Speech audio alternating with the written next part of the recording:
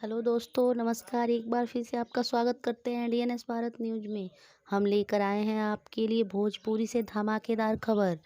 Bhojpuri cinema के famous singer नीलकमल सिंह किसी पहचान के मोहताज नहीं हैं। उनके गाने भोजपुरी इंडस्ट्रीज में तहलका मचाते हैं।